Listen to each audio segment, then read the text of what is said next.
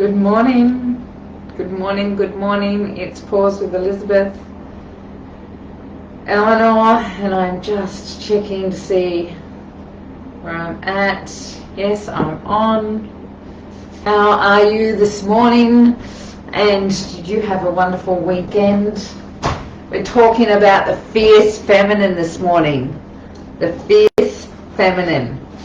Because feminine is a very interesting word, right? We can have so many different definitions and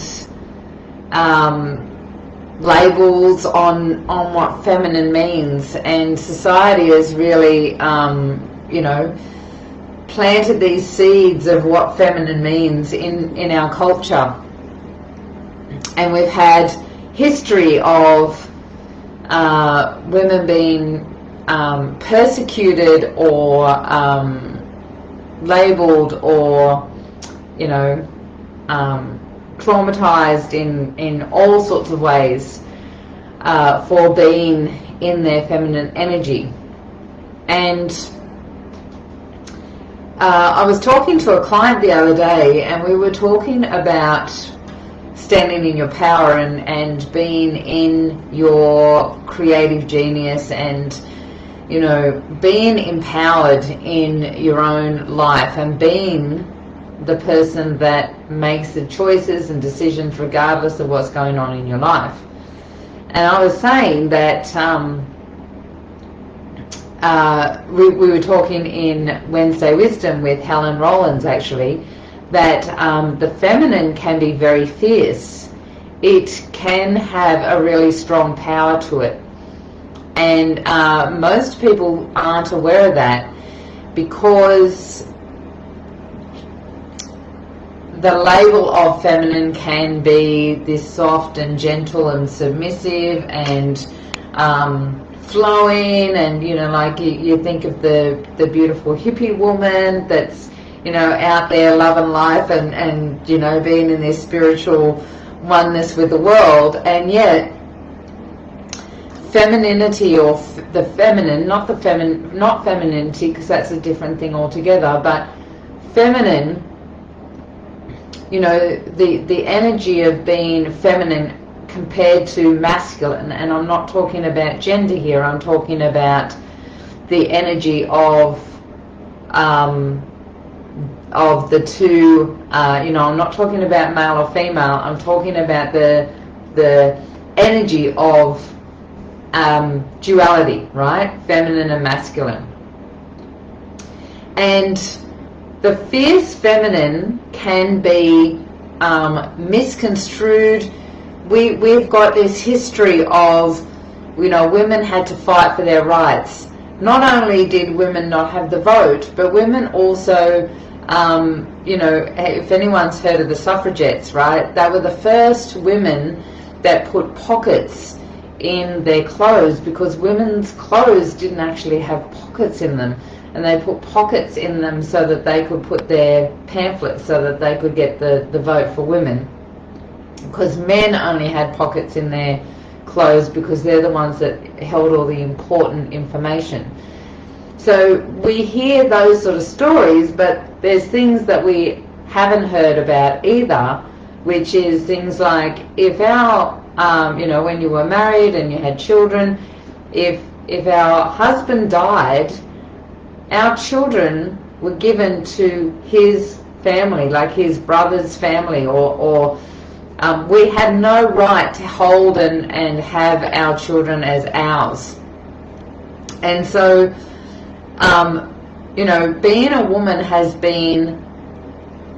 it's been a rocky road all the way through, having to hide our magic, hide our connection to Mother Earth, to intuition, to the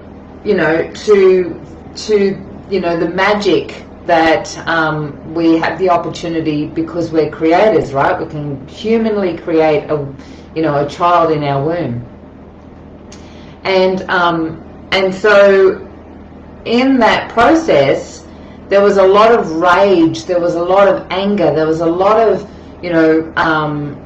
fighting for our rights, and it was needed, right? It was needed for what was going on in the world. But what happened is that then became this, you know, like to be a feminist, or to be, you know, making our choices, there seemed to be this aggression that happened for a while, and that's sort of changing. But I remember when I was younger, and, you know, like, you wouldn't dare go into a nightclub, into the toilets, the girls' toilets, right, and talk to anyone. It was a bit of a scary thing, right, because everyone was, you know, like, segregated, and, you know, there wasn't, and that's what I experienced anyway. There wasn't a lot of connection, and there was judgment of each other, and ridicule, and all of these things, you know, like this power play that was happening. And it was a very masculine energy of these women that you know, like, fighting for who they are.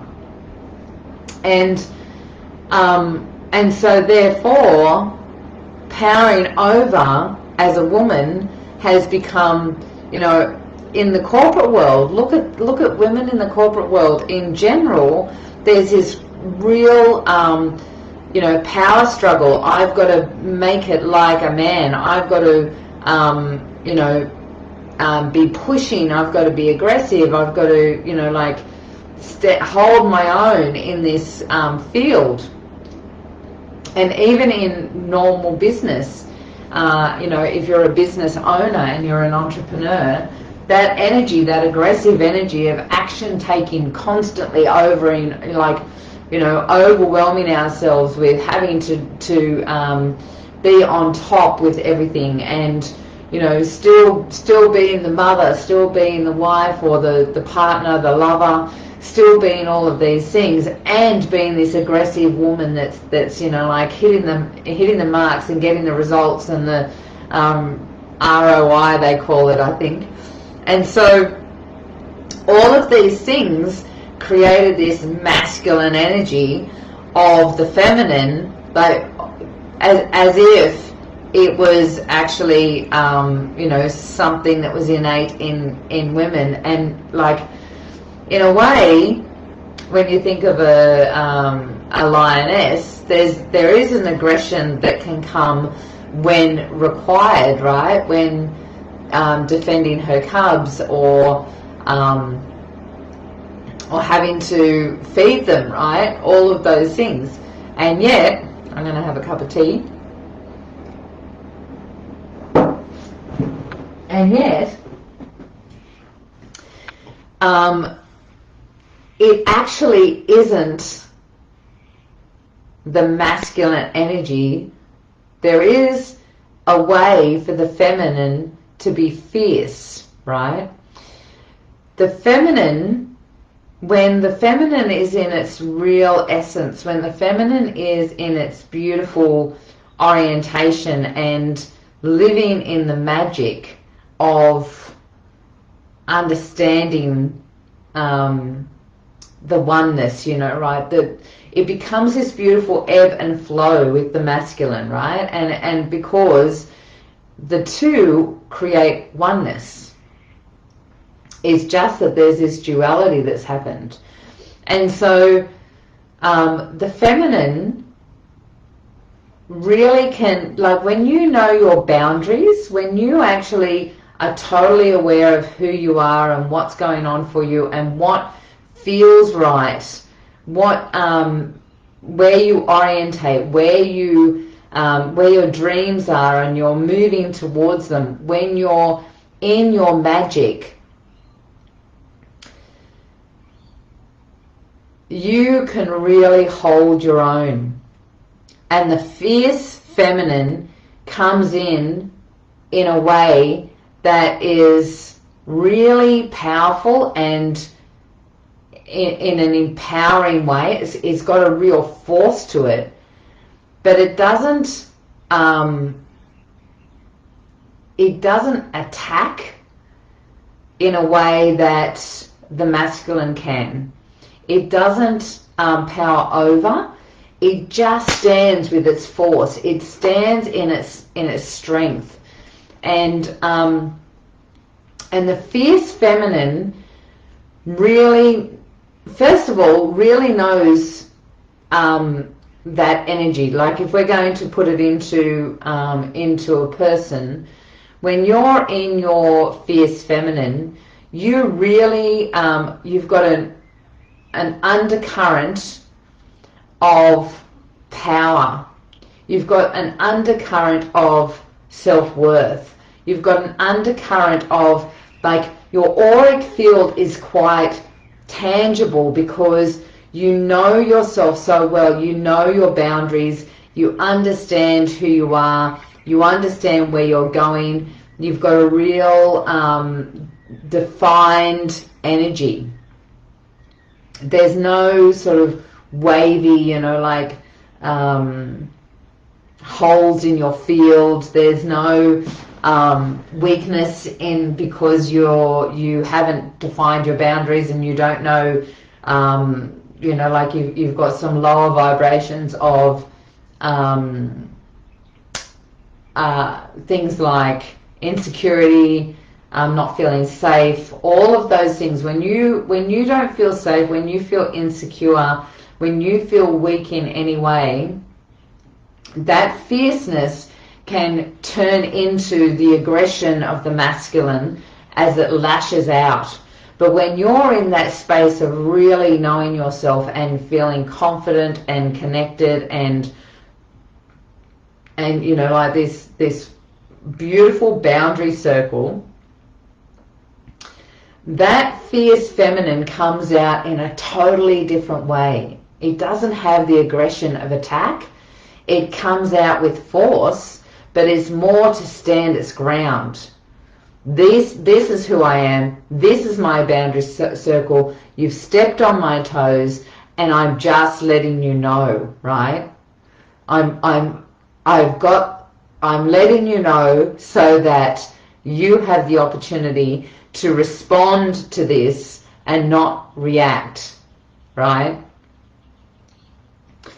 That's when the fierce feminine comes in. The fierce feminine has this ability to, like, basically, don't fuck with me, right?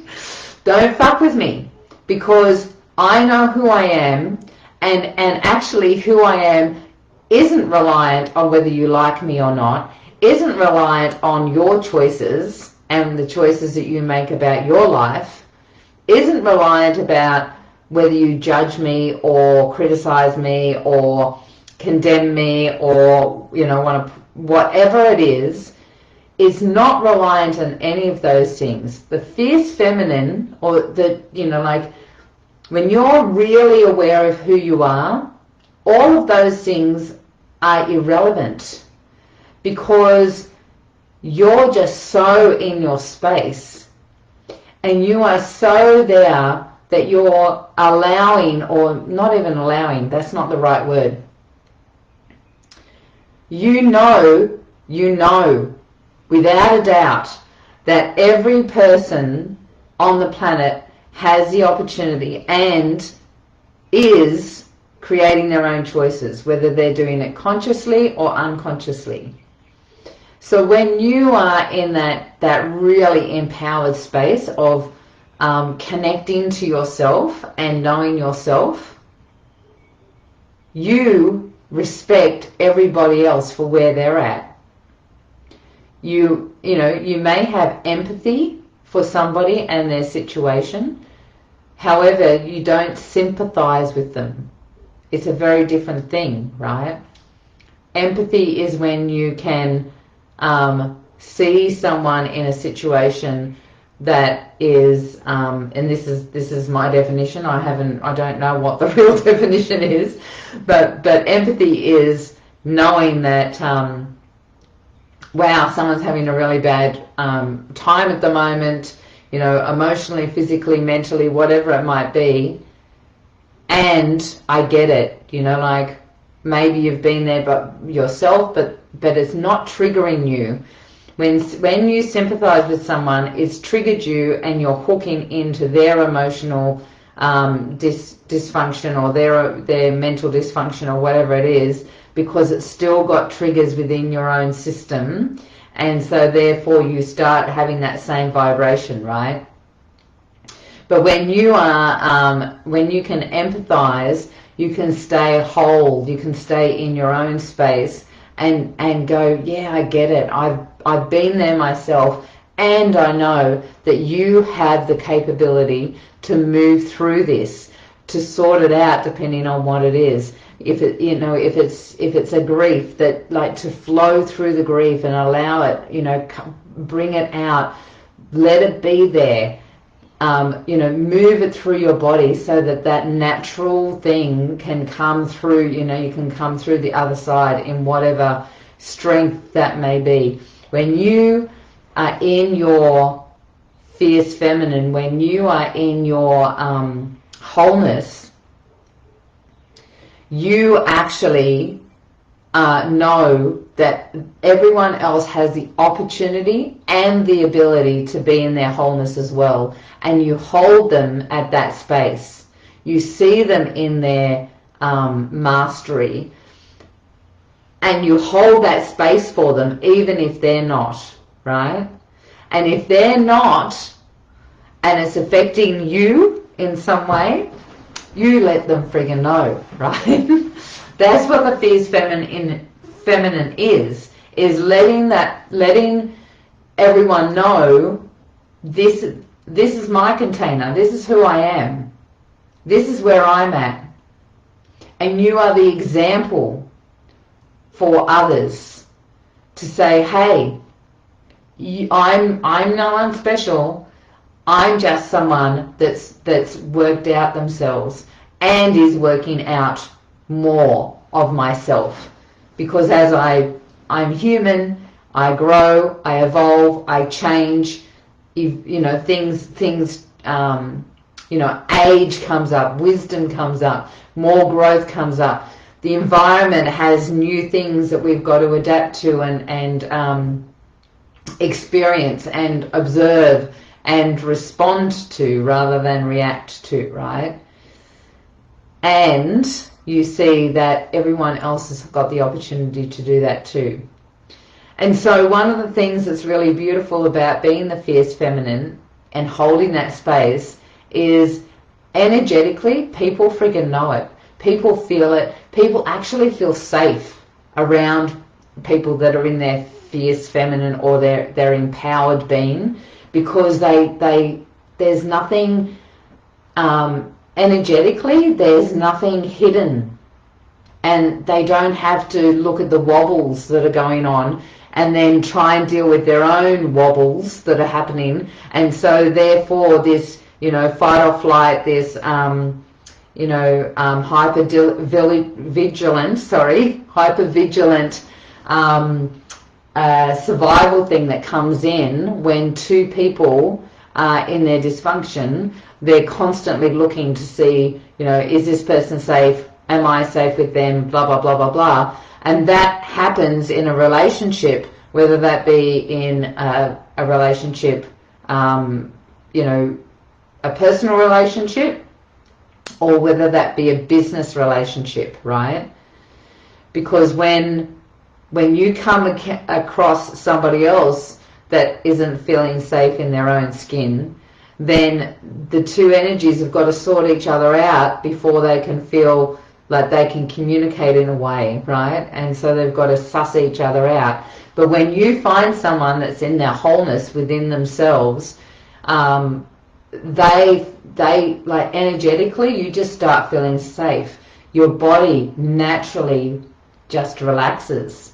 You feel like you can trust that person because there's nothing hidden. There's integrity, there's transparency, there's honesty, all of those things. And actually that's really what the Ten Commandments is all about, to tell you the truth, that's in the Bible, is an example of when you are in your own space and you're in your own field. All of those things just naturally start happening because that's who we are. We are these vibrant light beings that have got the opportunity to experience magic. because it's actually not magic. It's actually just who we are, and life just flows, right? All your relationships start flowing. People that, because they feel safe around you, people start opening up to you. And the people that don't feel safe, they actually, because they're not safe within their own skin, because when you are in your field, when you are in that space where you're, holding that container of yourself, people that are in hypervigilant, fight or flight mode and don't want to look at it, they tend to gravitate out because it all mirrors at them. All of the mirrors, all the smoke screens that they're hiding behind,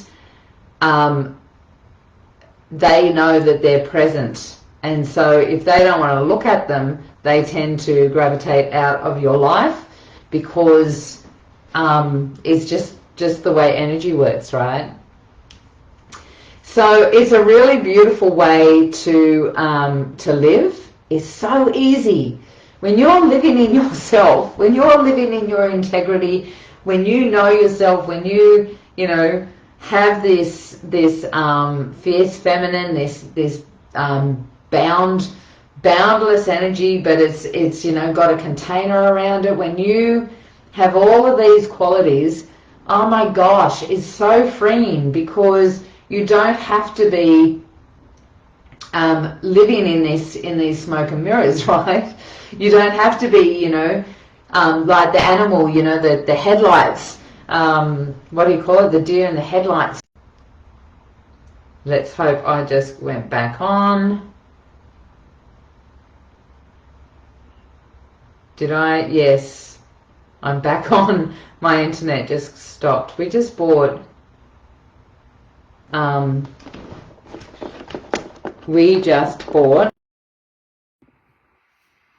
Hey ladies, I thought I'd just really quickly finish. My internet went off, so I'm recording this. So when you are living in this space, and especially in your business, then that's when you have these amazing moments, right? When things flow, when deals get closed,